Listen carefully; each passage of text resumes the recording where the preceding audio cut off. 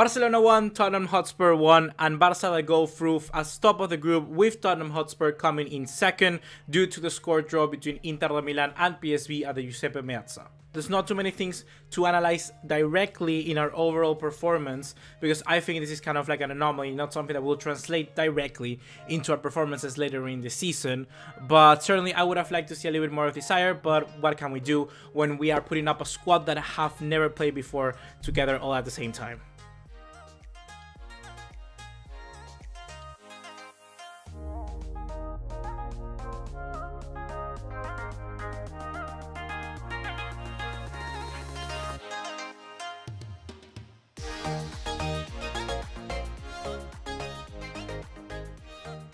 If by any means you're interested in cheap, reliable footballing kits, be sure to check out Antigua. Links are gonna be in the description down below. They provide worldwide coverage, which is one of the best things I can recommend about them, as well as secure payment options to ensure you get the best service possible. You get the deal, you know the drill, but now let's get right into it.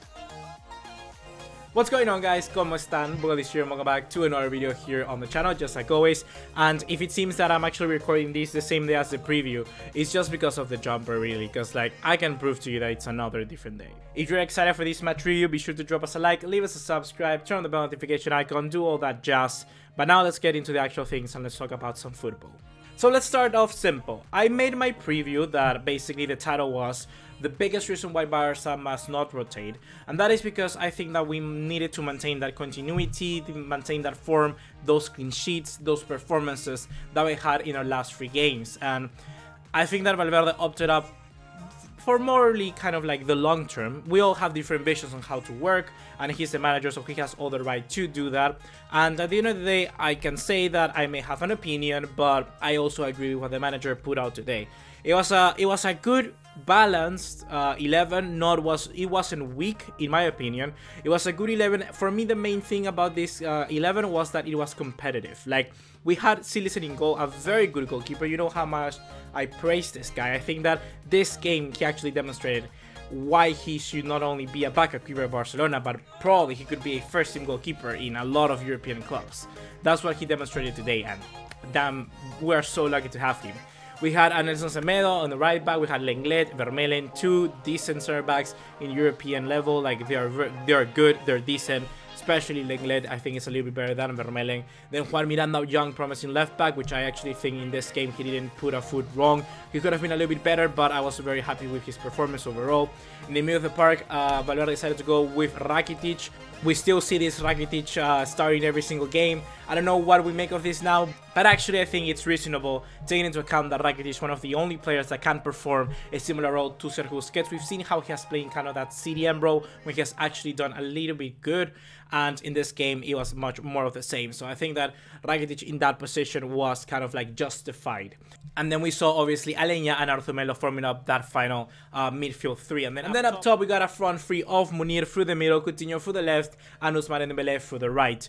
And at the end, once again, it was an 11 that is competitive, and I actually came into this game with a very positive mindset, because we had some players that deserve some minutes, and I'm a very huge fan of actually giving players huge tests, like against good opposition.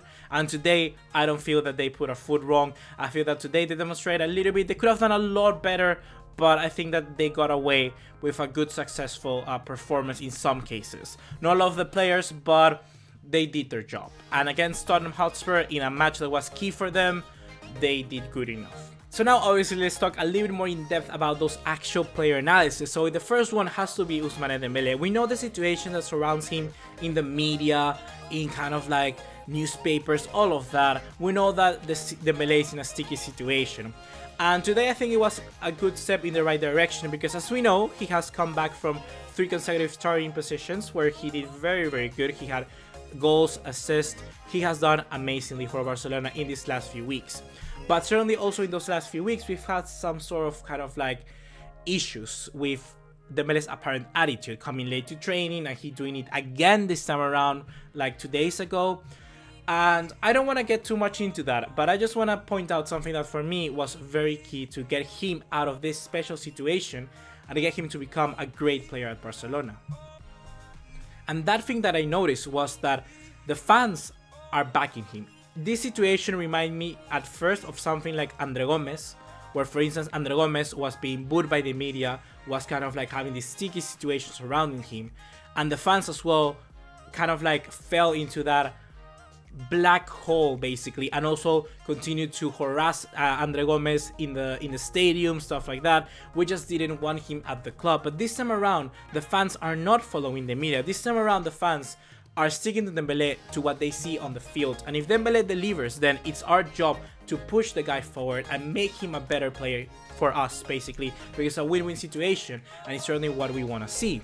So I think this is a very good step into the right direction, because if we focus actually on what happens on the field, and Dembele gets his attitude, his timing, his whatever fixed, then there's never gonna be a problem, because the media is trying to put us against each other, and right now they're not succeeding. So if Dembele fixes that, if we continue to see a very good job, and obviously kind of like thank him and like reward him and recognize his effort, then this situation is gonna be over very, very soon. And that's what we kind of need to point towards to. And also Dembele has to fix, like I said, once again, his things off the pitch. So I think we're doing very, very good with that. And obviously in this game, he was amazing. He was really, really good from minute one. He was showing that effort by running, tracking back, and I certainly feel like he felt he was the main player in that field. You know, like, since there was no Messi, no Suarez, he felt like he was the main guy, and that was something very big, taking into account that we had some other big profile names out there, like Coutinho, like Rakitic. Even though you may say Rakitic is not that, he's a still big name profile player. He was wearing the captain's armband, but Dembele just stick out just above the rest. He has a personality, a strong character, and that showed in the field today, and he was not afraid of do what he does best. He just used his space to demolish Kyle Walker-Peters, and poor guy, because like 3 minutes after that, making that mistake against Dembele, he got a yellow card. Like, I think he started off bad, then Kyle Walker-Peters got better, but Dembele just basically took that chance for himself and demonstrated what was for him to be a Barcelona player. And after that goal, you could see his celebration. His head is here, his head is in the stadium. And even though some people may not believe the media, that's what happens. Dembele knows it's real, it's a situation that's going to fix, and Dembele has responded to us saying that he is focused on Barcelona and he will try. He's trying, and that for me is the best thing that I can get away from this game. And his performance once again was probably the best of the field for mostly the 90 minutes, really, because he was good. He was really, really. The next player that I want to mention is Juan Miranda. You've known that I'm actually not a very big fan of the left back situation we have right now at the club, but today Miranda just showed a little bit more understanding of the position itself. Certainly playing in the third division, playing to a Champions League game, there's a very big gap, you know, of understanding the play, of how the other teammates work. Because certainly playing, for instance, with somebody like Coutinho in front is much different than playing from someone like, I don't know, like Tabla. You know, it's very, very different to how you play that, because they do different movements. The skill level is basically just much higher. The quality is more intense. So all of those things Juan Miranda had to needed a little bit more to kind of like understand. And already having played what, like 5-6 games this season, he's looking a little bit more adept for this squad. And basically that's another good point. I think he did a good game. He could have been a little bit better. Yes, he was sometimes exposed by the runs of people like Heung-min Son, but that's what you get when you're playing against a good team like Spurs. So at the end of the day, I think Juan Miranda, I give him a passing grade. He was good for me. He didn't put a foot wrong. That's the most important thing for me. And he just understood how the game was being played, and he was always at the same rhythm as all of the other players were. Before, I felt that sometimes he just was left a little bit behind. So now the final player I want to talk about is Munir. And the first thing that I want to say is that as Barcelona fans, it's not a role, but it's kind of like ethical what we should be doing. We should be trying to support every single player that comes to Barcelona. Even though if we don't agree with them, we need to try to support them because they're part of our club, and we have to show our respect to them. And they certainly deserve something if they're here in this club. They mean something, so if they are here. And with the case with Munir, it's that. Like, I respect Munir, all of that, but I think he just needs to be more involved in the game. Like, 19 touches in all of, 60 minutes you had?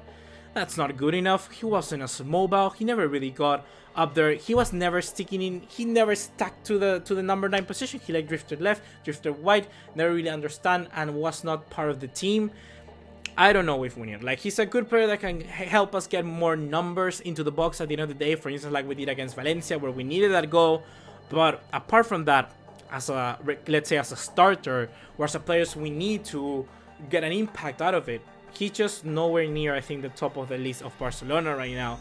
And with all of their players in the squad, I feel that they deserve their game time in some way or another. Dembele needs to get into rhythm, Miranda needs to get better, Coutinho needs to regain his form, Dembele, you know. So like in the case with Munir, I don't see that backing, you know, because Munir is somebody that Barcelona are not planning to renew its contract. They have not started negotiations yet, and by the end he can go on a free. So why are we giving game time if we know he's not gonna stay long term? Just put Abel Ruiz.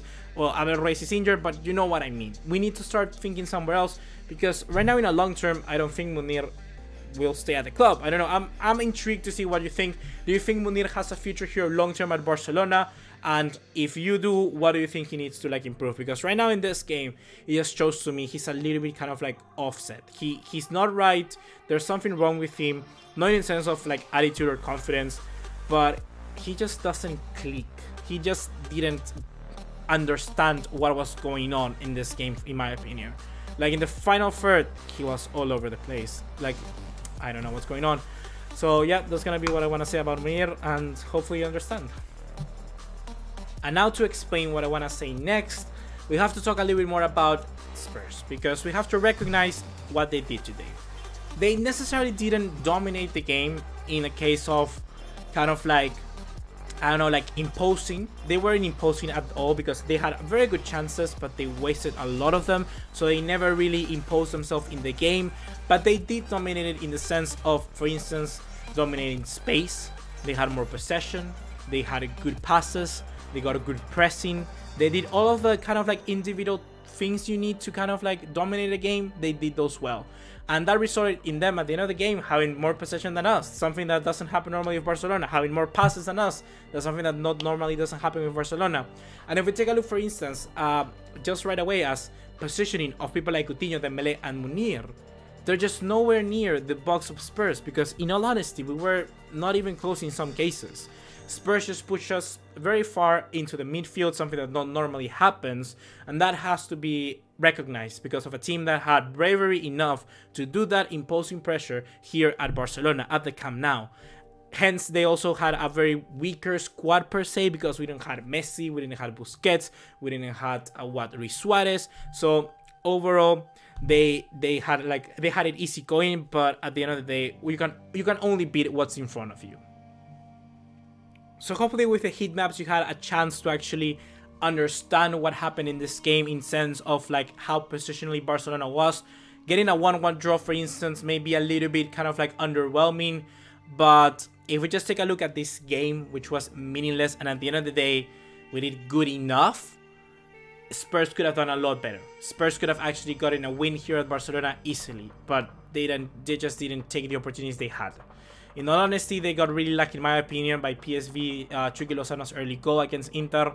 And then at the end of the game just developed, because there was really no intention for either Spurs or Barcelona to go for the win. So that's what made this game boring, lackluster, and just kind of like a very, very dense watch. And after that, guys, I don't think there's much more we actually need to go in depth in. There's not much to talk about this game, really. Like, I think in 2 weeks time, we're not gonna remember this game at all, because it's kind of actually meaningless. I wanted to make it seem in our preview like we could make this game a little bit better, you know, a final big game before the end of the year, but I don't think that's gonna happen, because we just got what we expected, really. And I cannot say really nothing negative about it. I can say, for instance, that our defending needs to improve. We're still allowing a lot of shots to be taken. The clean sheet obviously was awful that we lost that. Like, I mean, Harry Kane got 6 shots. Heung-min Son missed I don't know how many chances. And if he's being called Sonaldo, he should at least put one of those in the back of the net. Like, I just actually felt bad at the moment for Spurs, because they did deserve a goal and they like missed so many chances. So yeah, we're still allowing a lot of kind of like attack going our way, and that's not good enough. If we want to improve in the Champions League, a more clinical team, they will easily be able to dispatch us with the chances that they have. And still is a time that we can get these things fixed. it's not too late to get it done. So hopefully in the next stages of the Champions League, we're going to be much tougher than right now. And right now, we're pretty tough in the Champions League. So let's hope we can improve and get this team all the way to the final, because I feel like it. I have an air around it that this could be our year. But once again, like I said, we must remain focused and we must give it our 100%. That's the most important thing ever. 100%. So hopefully guys, you have enjoyed this match reaction. It's not going to be the best match reaction ever, because the game was not the best game ever. So really there's not too much meat, too much juice, too much spice I can give this to this video. So I think that hopefully you can understand that, and well, we get over it, and now we can look forward to the game against are they really gonna make me look up the fixtures? Yep, I thought it was Celta Vigo, but no, it's Levante. We have Levante away next, and I want revenge against Levante, because I definitely wanted Barcelona to finish unbeaten last season, and boy oh boy, I hate Vardy. Oh my god, Vardy, why? He's such a good player. That Levante side of last season we really struggled against them, and we need to get that win this time around. We need to get this win, please. So probably Valverde was thinking about that. I don't think so, but yep, that's gonna be everything for right now, guys. See you in the next one. Take care. Ciao.